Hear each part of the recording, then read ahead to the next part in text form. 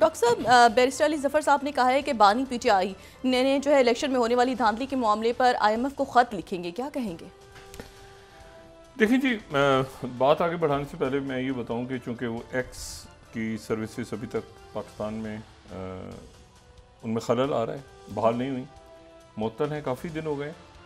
तो मैं कम यूज़ करता हूँ एक्स की सर्विसेज, और फेसबुक पे तो मैं बहुत अरसे से नहीं था, लेकिन मैंने सुबह का सलाम करने के लिए जो है वो अपना मेरा जो फेसबुक पेज है ये वो है जिस पे 3,39,000 फॉलोअर्स हैं। तो ये वो जो पेज है उस पे मैंने सुबह का सलाम भेजा था।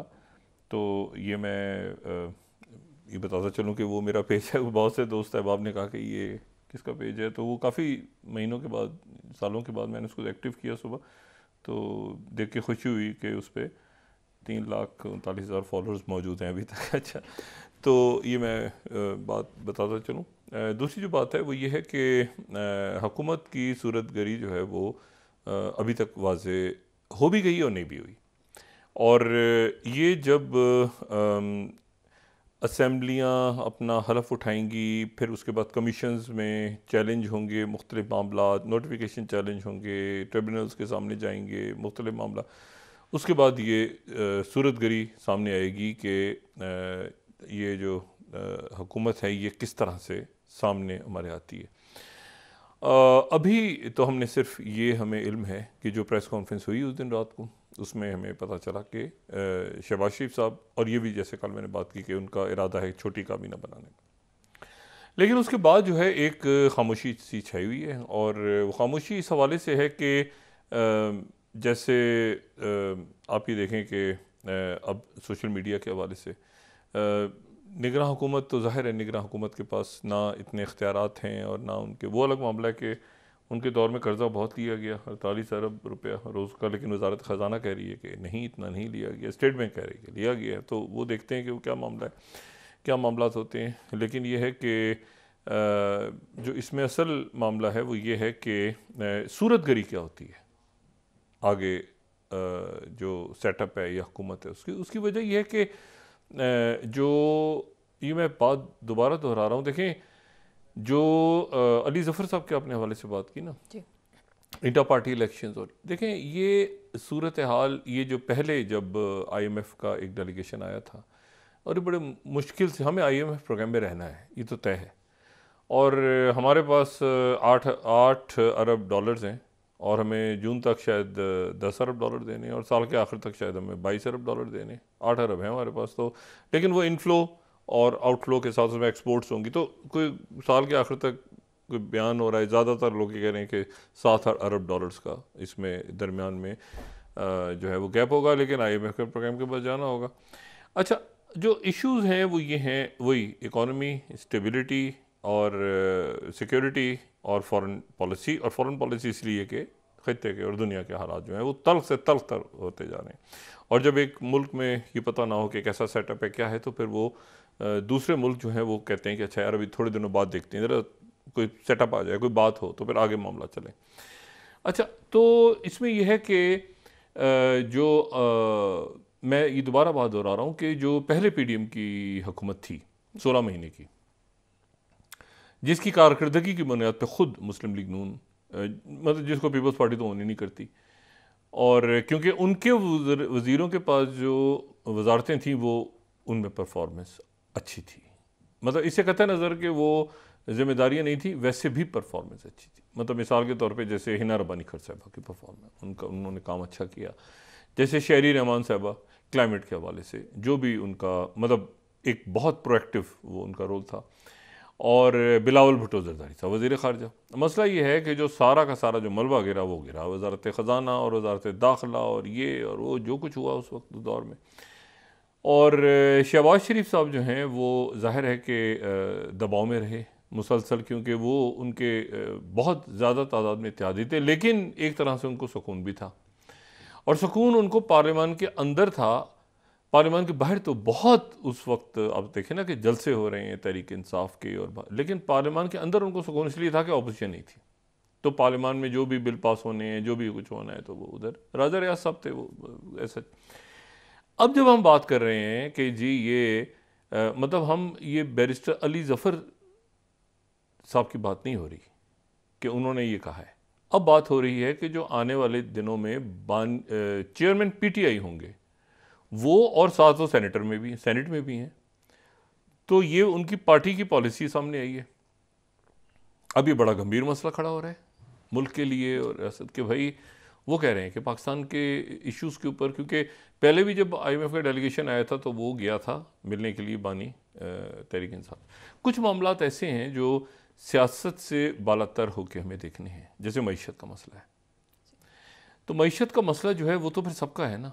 अगर उसमें मुस्लिम लीग नून वाला जो है वोटर, उसके घर का बिल अगर तबाहकुन अंदाज में आएगा तो तहरीक इंसाफ वाले का भी आएगा, वो MQ वाले का भी आएगा, वो सबका आएगा, जमात इस्लामी। तो बाज़ मामलात ऐसे हैं कि जो सियासत से बालातर होकर हमें देखने हैं, क्योंकि वो रियासत का मईशत जो है ना वो रियासत का मसला है।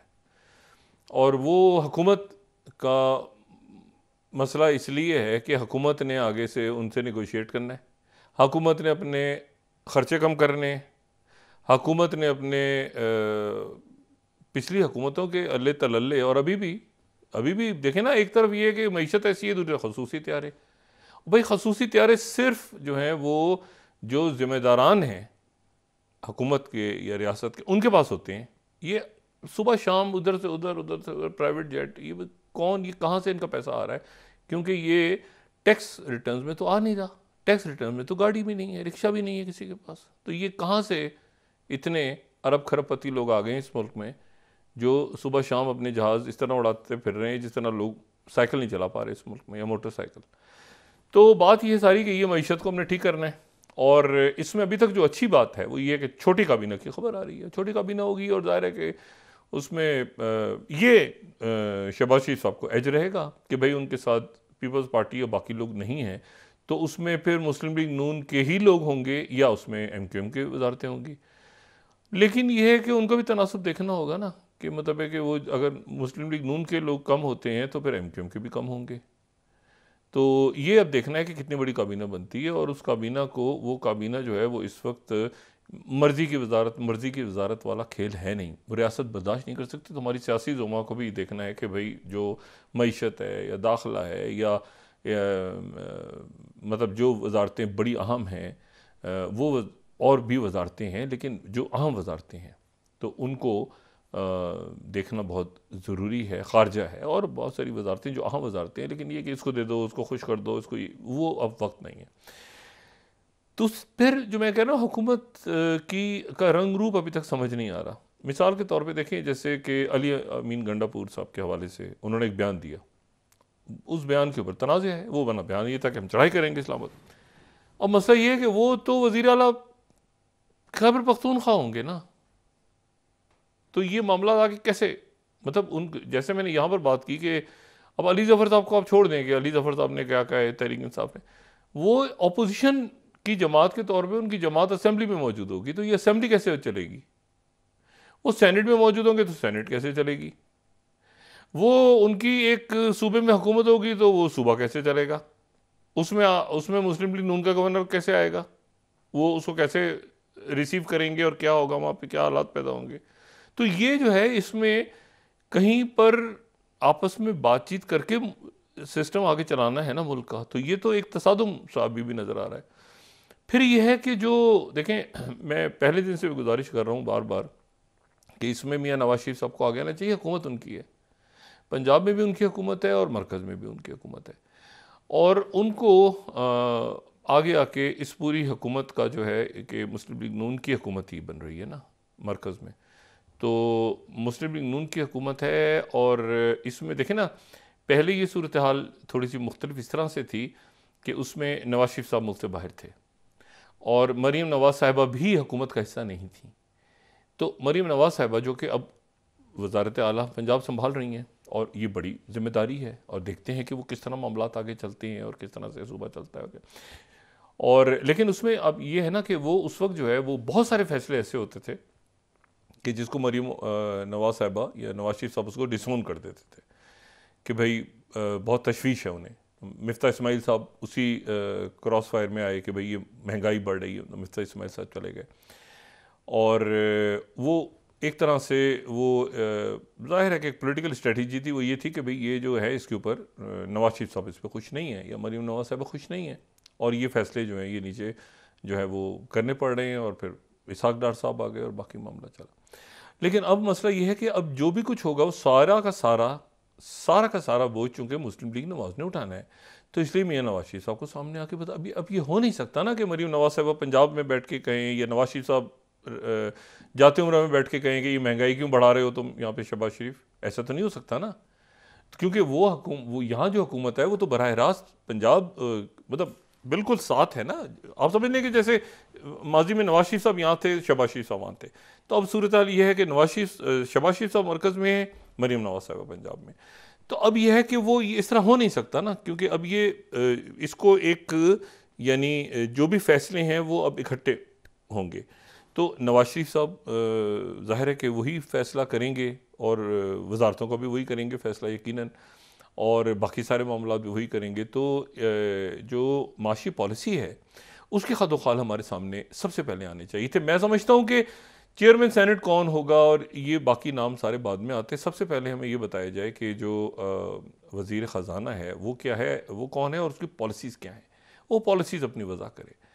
क्योंकि ये ऐसे ही कि जी वो आपस में इजलास हो गया और इजलास में बैठ के तय हो गया कि ख़जाना क्या होगा और लोगों के ऊपर क्या अमल करेगा। अब पार्लियामान है, और अब ये है कि सड़कों पे भी अभी तक जो है वो एक मौलाना फजलुर रहमान साहब जो हैं वो तो मतलब वो भी और जमात इस्लामी भी और GD भी है, तो बाकी और तहरीक इंसाफ भी सड़कों पे भी वो आने की बात करते हैं, तो पार्लियामान में भी हैं। तो ये सारे मामला देखने हैं और ये शहबाज शरीफ साहब को देखने हैं। अच्छा, और शहबाज शरीफ साहब ने खुद इसको अपने ज़िम्मे लिया है। मतलब है कि ये जो बात है, देखें ये बात बिलावल साहब ने जलसे में कही है ना कि मुझसे कहा गया कि 2 साल और 2.5 साल, तो वो 2 साल और 2.5 साल वाली बात उन्होंने नहीं ली। उन्होंने यही कहा कि मुझसे कहा गया, तो मैंने कहा नहीं। तो अब ये अभी तक इस बात में उबहम है कि पहले 2.5 साल वाली बात थी या वो दूसरे 2.5 साल वाली बात थी। पहले 2.5 साल वाली बात थी तो आखिर इसमें क्या कशिश थी जो कि शहबाज शरीफ साहब ने कहा कि भाई नहीं, मैं इसको संभालता हूँ आके और ये सारे मामला तय करता हूँ, और उन्होंने इसको ये जिम्मेदारी ली। ये देखें, पहले तो 16 जमातों का था ना, तो आप कोई जमीयत उलमा इस्लाम के वज़रा भी थे उसमें, जो है वो पीपल्स पार्टी के वज़ीर भी थे, वो सारे बहुत सारे लोग थे ना जो कि मौजूद थे। तो उस वक्त उसके बावजूद जब इलेक्शन आया तो उन्होंने कहा कि हमारा ताल्लुक़ नहीं। तो अब तो इशू ये है कि अब तो इसको ये तो बिल्कुल मुकम्मल तौर पे शहबाज शरीफ साहब है ना।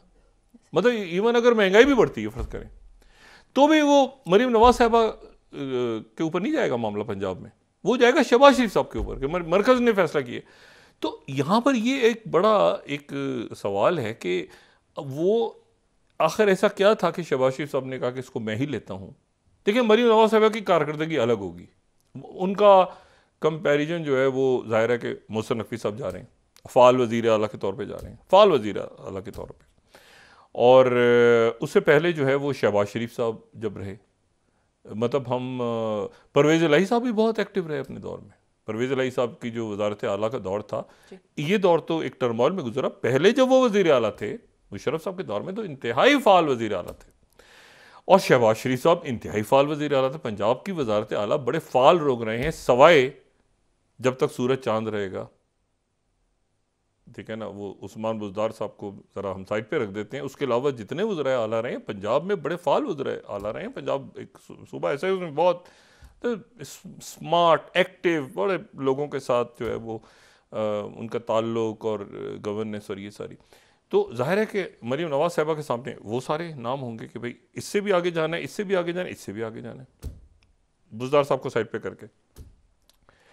और लेकिन ये जो फैसले हो रहे होंगे, जो मरकज़ में फैसले हो रहे होंगे, वो मरीम नवाज साहिबा जैसे वो सिंध में डिसोन करी, सिंध हुकूमत क्या है भाई, मरकज़ से पूछे, मरकज़ ने महंगाई कर दी, हमें क्या पता।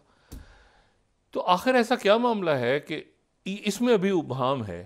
मतलब होता है ना कि वो मुस्लिम लीग नून की शख्सियत से बात हुई, वो अपनी वजूहात बता रहे हैं, पीपल्स पार्टी से बात हुई, वो अपनी वजूहात बता रहे हैं।